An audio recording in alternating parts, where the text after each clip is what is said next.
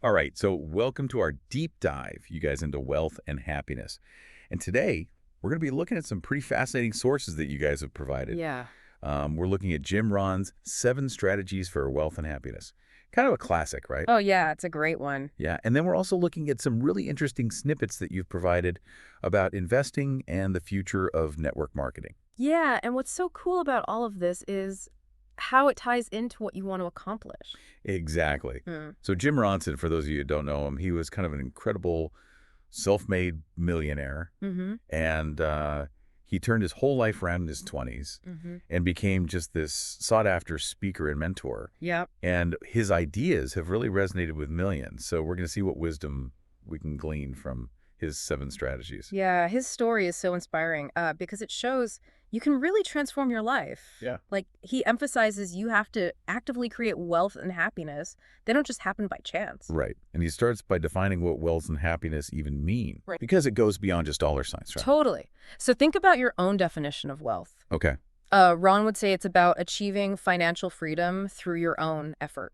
And that gives you choices. Yeah. It's about having the resources to create, to contribute, to share. Right. And then happiness for him, it comes from finding balance in life, having a sense of purpose, Yeah. and mastering your reactions to whatever comes your way. Oh, that mastering your reactions is so huge, right? Yes. It's like not letting those external circumstances kind of control your inner state. Exactly. Yeah. And that takes discipline, which is a core theme in his work. Mm-hmm. But he doesn't mean discipline in like a rigid, restrictive way. Right. He uses this great metaphor of a kite flying against the wind. Okay. Discipline is that force that lifts you, that allows you to soar above just drifting along. Oh, I love that analogy. Yeah. It's like that internal strength that helps you actually achieve your goals. And speaking of goals, Yeah.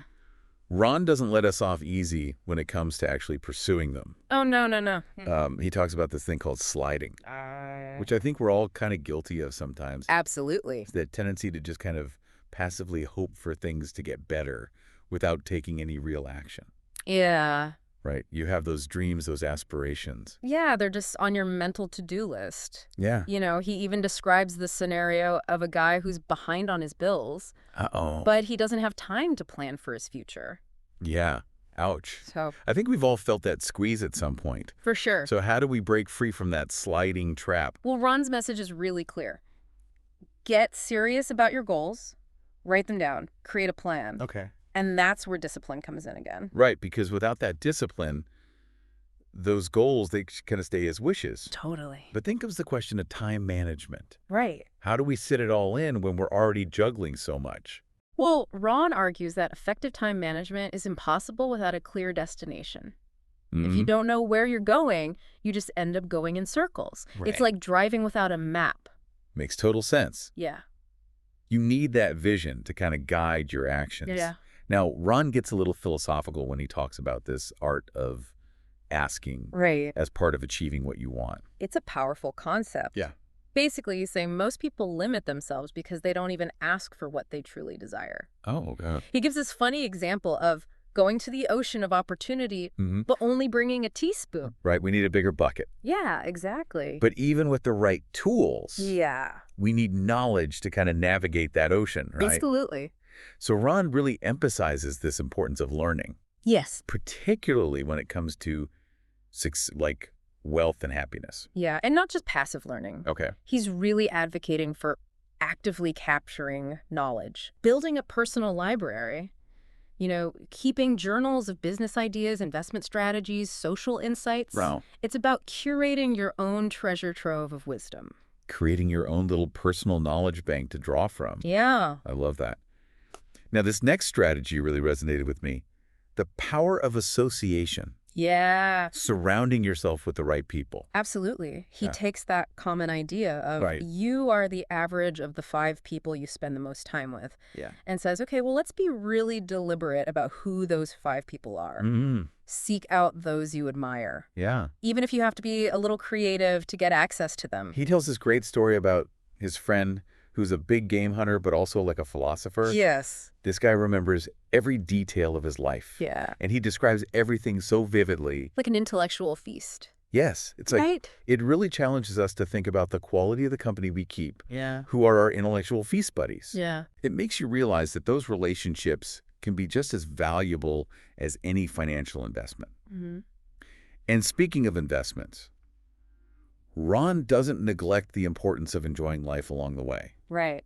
So he emphasizes quality over quantity. Yes. Right. Yes. Like saving your soda money for a fine wine. Yeah. Choosing the theater over a movie. Prioritizing experiences over material possessions. Yeah. He has this charming story about buying a single rose for his lady friend in Carmel instead of a dozen. It's about making a statement with your choices. I love that. It's like that intentionality and that appreciation for the finer things. Yeah. Even if you're not a millionaire yet. Exactly. Which leads us to kind of Ron's final point, the culmination of his 7 strategies. Yeah. It's not about the amount of wealth you have. Right. It's about your attitude. Yes. The good life is an attitude, not a number. I love that. Yeah. And that brings us to the other fascinating sources you've included. Yes. About investing and the future of network marketing. Let's dive into those because I'm curious to see how they connect with Ron's philosophy of wealth and happiness. Yeah, me too.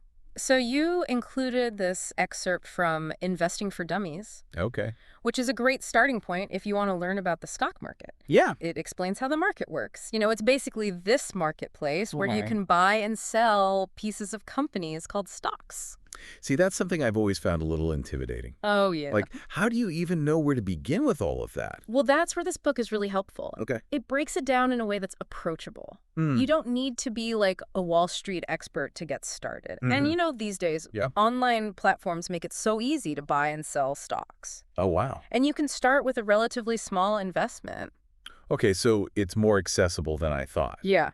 But how do you choose which stocks to invest in? Right. That part still feels a bit like gambling to me. Well, it's definitely not about picking random companies and hoping for the best. Right. The book stresses the importance of research and due diligence. Okay. Really understanding the companies you're investing in, their financial health, their future prospects, and the risks involved. So it's more about making informed decisions than just relying on luck. Exactly. And Investing for Dummies also explains the role of brokers who can help you navigate the market. They act as kind of intermediaries, assisting you with buying and selling stocks. Some even offer personalized investment advice. So it's like having a financial guide to help you make smarter choices. Exactly. And one of the coolest things it explains is this concept of compound interest. Oh, I've heard of that. It's amazing. Like, your earnings can actually generate even more earnings over time. Wow. Creating this snowball effect. So even small investments can grow significantly over time if you're patient. That's a key principle of wealth building. Interesting. And this brings us to another fascinating source you've provided. Okay. Wave 4, Network Marketing in the 21st Century by Richard Poe. Yes. This one dives into the future of network marketing, which I know you had some mixed feelings about. Yeah, I've always been a little curious about network marketing. I've also had some reservations.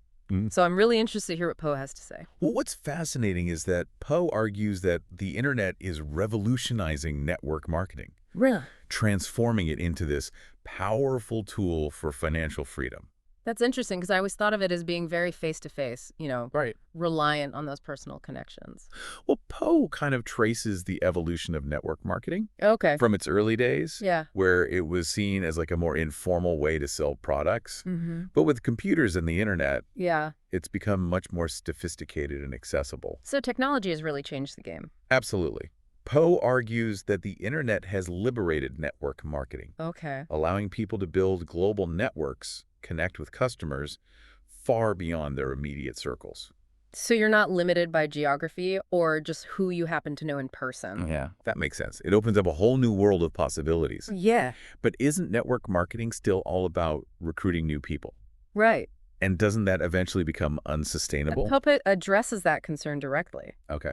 He argues that the focus should be on providing genuine value, offering high-quality products and services that people truly need and want. So it's not about building a pyramid scheme. Right. It's about creating a sustainable business Yeah. based on real customer demand. Exactly. No. And Poe highlights how the internet can actually be combined with personal attention to create this really powerful approach. Oh, interesting. Technology can enhance those relationships, making it easier to stay connected, share information, and provide support. So it's like this blend of high tech and high touch. Yeah, you're using the tools of the digital age to create stronger human connections. That's pretty cool. Poe sees a really bright future for network marketing. Okay. He believes it has the potential to empower people from all walks of life, to create their own businesses and achieve financial independence. It's definitely a different perspective on a business model that often gets a bad rap. It does. And when we connect these ideas about investing in network marketing back to Jim Rohn's 7 strategies, there's this common thread. What's that? It's this idea of taking control of your financial future, whether you're exploring the stock market, building a network marketing business, or just being more mindful about your spending habits. It all starts with taking ownership of your finances. That's a really powerful message.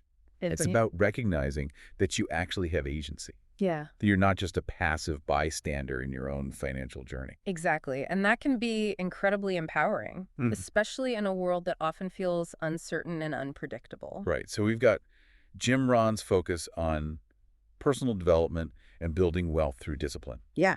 Coupled with these insights into investing and the evolution of network marketing. Right. It's a lot to consider. It is. And as we kind of wrap up this section, I want to bring it back to you. Okay. What resonates most with you from all of this? Yeah, that's a great question. What stands out to you from this deep dive, and how might you apply these ideas to your own life? Wow, so we've really covered a lot of ground in this deep dive. We explored those 7 strategies for wealth and happiness from Jim Rohn. We delved into the world of investing. And we even took a peek into the future of network marketing. It's been a rich and multifaceted exploration. It really has. Yeah. And what's so interesting to me is how these seemingly different topics all kind of converge on this central theme. Yeah. What's a connecting thread you see? Well, for me, it's this idea that true wealth and happiness, they're not about like chasing some magic formula or quick fix. Right. They're about making conscious choices and building a life that's aligned with your values and aspirations. It's about the journey, not just the destination. Exactly. Ron emphasizes that the real growth, the real fulfillment happens along the way. Yeah, it's about who you become. Right. The skills you develop, the lessons you learn, the contributions you make, that's what lays the foundation for both financial success and that deep sense of personal satisfaction. So as we wrap up this deep dive, I want to bring it back to you, the listener. Okay. What's one thing you're taking away from all of this? What's that one small shift you can make, whether it's in your thinking, your habits, your actions, to start living a richer, more fulfilling life? Maybe it's finally writing down those goals we talked about, or carving out time for personal growth every day, reading, listening to a podcast, reflecting on your experiences. Or maybe it's exploring a new investment opportunity. Right. Or taking a fresh look at network marketing with that more informed perspective. Yeah, the key is that you have the power to choose. And remember, the journey of 1,000 miles begins with a single step. So true. What will your first step be?